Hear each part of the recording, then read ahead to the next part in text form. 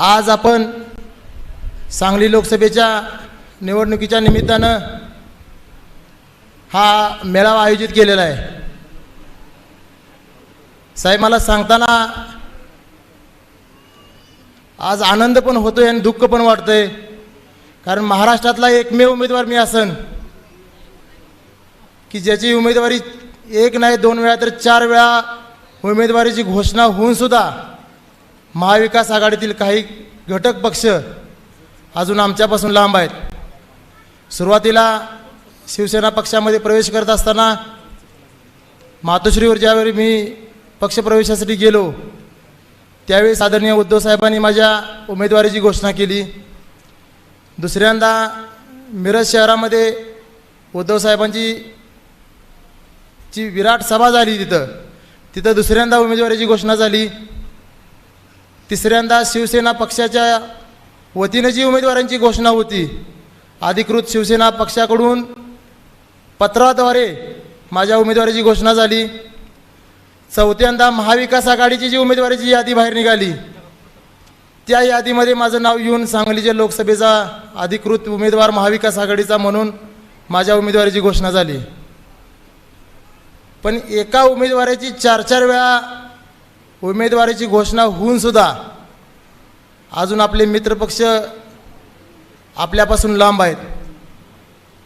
नेमकं दुखणं काय माझ्या लक्षात आजपर्यंत आलेलं नाही। एका शेतकऱ्याचा मुलगा खासदार होतो हे तुमचं दुखणं आहे का? शिवसेना पक्षाची ताकद इथं कमी आहे म्हणून हे दुखणं तुमचं आहे? महाविकास आघाडी ही काय सांगली जिल्ह्यापुरती नाही, महाविकास आघाडी ही संपूर्ण महाराष्ट्रात आणि इंडिया आघाडी पूर्ण देशात काम करते। त्यामुळे नेमकं मला अजून यांचं काय दुखणं आहे नेमकं लक्षात आलेलं नाही।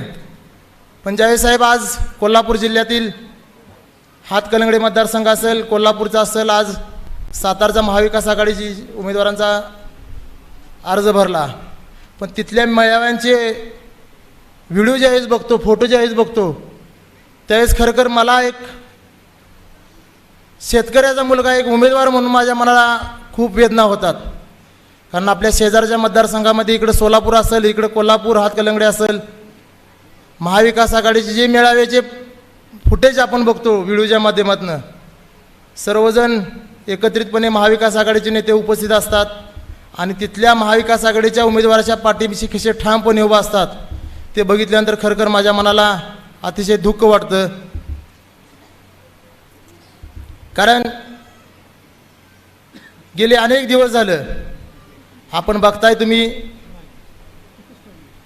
सामाजिक उपक्रमाच्या माध्यमातून मी ज्या ज्या गोष्टी केल्या त्या मला वाटते सर्व महाविकास आघाडीतील प्रमुख नेत्यांनी असेल, उद्धव साहेबांनी असेल, त्याचा खरखर त्याची पोचपावती मला मिळाली। जी गोष्ट केली आजपर्यंत ती सांगली जिल्ह्यासाठी केली, सांगली जिल्ह्याचं नाव मोठं व्हावं ह्या दृष्टीनं काही पाठीमागं नसताना मी त्या गोष्टी करण्यात यशस्वी झालो।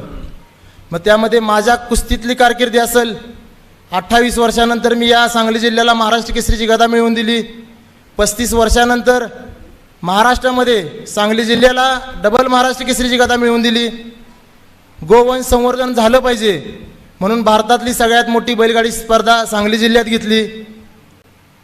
जय हिंद महारक्तदान यात्रा, आर्मीसाठी कुणीतरी रक्तदान करावं हा उपक्रम कुणाच्याही डोक्यात न आलेला, हा सांगली जिल्ह्याच्या वतीनं मी पूर्ण करण्याचा प्रयत्न केला। भारतातली सगळ्यात मोठी तालीम उभा करण्याचं काम सांगली जिल्ह्यात चालू आहे। दुसरी बैलगाडी असेल, घोडागाडी असेल, पशुसंवर्धन झालं पाहिजे म्हणून परत भारतातली सर्वात मोठी बैलगाडी घोडागाडी स्पर्धा सांगली जिल्ह्यामध्ये घेतली। मग आता ह्याच्यापेक्षा जास्त मी काय केलं पाहिजे सामाजिक क्षेत्रामध्ये की ज्याला तुम्ही मला आज उमेदवार म्हणून तुम्ही मला त्याला एक समजताल? आज सामाजिक क्षेत्रामध्ये काम करत असताना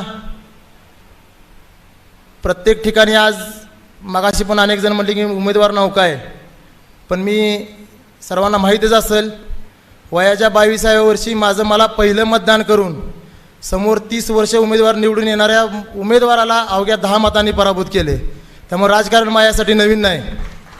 पण साहेब, आज मी सर्वांच्या माध्यमातून आज एक शेवटचंच वाक्य सांगतो, बोलतो सर्वांच्या पुढं। आज खरखर माझ्या उमेदवारीसाठी तुम्हाला अडचण वाटत असेल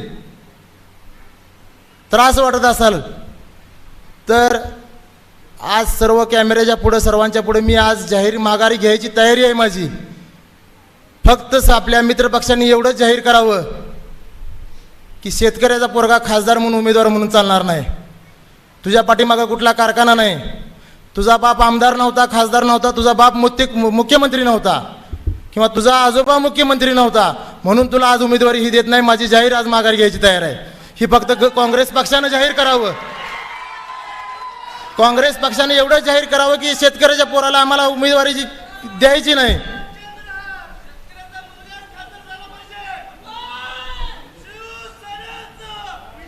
भविष्यात एखाद्या शेतकऱ्याच्या सामान्य कुटुंबातल्या मुलानं ही अपेक्षा तर करायची का नाही, लोकसभा असेल विधानसभा असेल.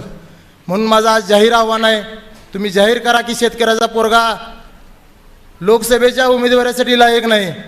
तुझ्या पाठीमागे कुठला कारखाना नाही, तुझ्या घरातलं कोण आमदार नव्हतं, खासदार नव्हतं, हे तुम्ही जाहीर करावं. तुम्ही म्हणताल त्या गोष्टी करण्याची माझी तयारी आहे. एवढंच बोलून मी सर्वांसमोर काही चुकलं असेल क्षमा मागतो आणि थांबतो. जय हिंद, जय महाराष्ट्र. ताज्या बातम्यांसाठी बेल आयकॉन दाबून चॅनलला सबस्क्राईब करा. धन्यवाद.